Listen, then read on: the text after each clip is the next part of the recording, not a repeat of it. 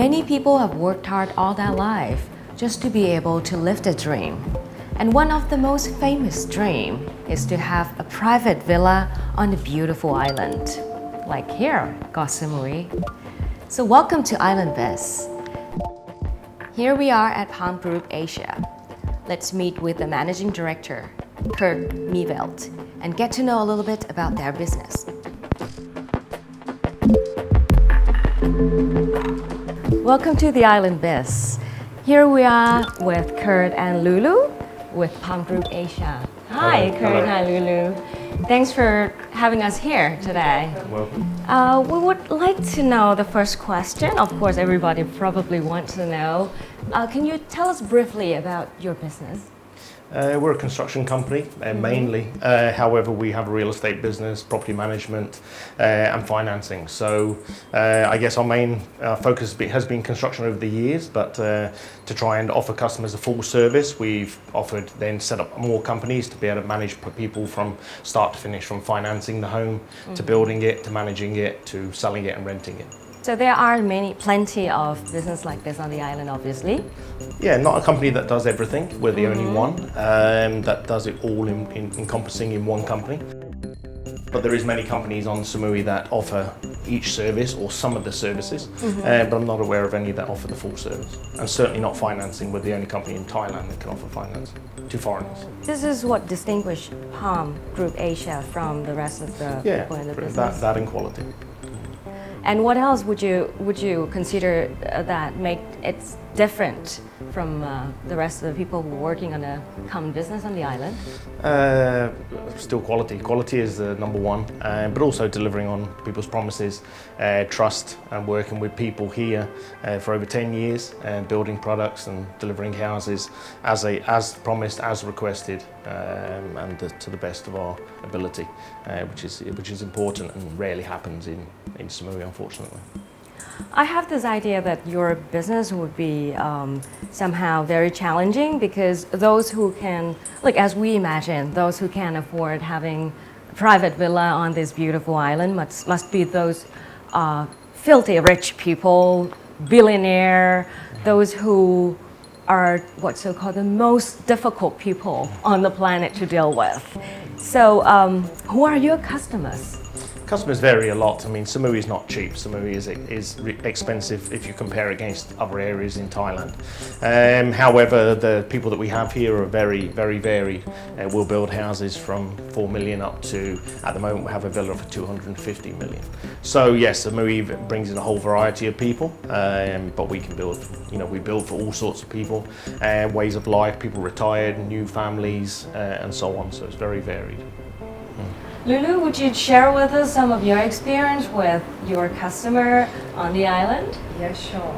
I'm French, and most actually of our customers are French, and they're all running away from the country, and they come here to invest. And as Kurt said, we have all different type of budgets. So, and we provide as well finance, so which helps those people to have, like houses. We don't finance on land, we finance on the construction. So it's helped them to, realize their dream and build the house they want. So that's a big part of our asset, our plus. I have a question for you, Lulu. Yes. I guess this is like many people's questions too. Talking about construction business, talking about this development, real estate thing, it's kind of male thing. It's kind of like out there being in the sun, looking at the site and being really macho. Walking into the office, even like we were waiting here, seeing Lulu walking past the office, just like, wow, stunning lady. And you have never changed your way of being. Tell us about like this lifestyle of yours. Well, I used to be a fashion designer in Paris, so obviously that explained that. And for me, the appearance is quite important. And I work obviously in an office. I'm not on site at all, and I work with customers, and so I need to be presentable, obviously. And this is who I am. Any good experience that you want to share with us that some of them has finally their dream comes true? Yeah, there's most of the customers that we have obviously, you know, dream to own a holiday home overseas. Sometimes it's not their first, but regularly it's their first one. And you know, it's nice to be able to deliver that to people. They're not at home. The market here is very different. It's very complicated, especially ownership for foreigners.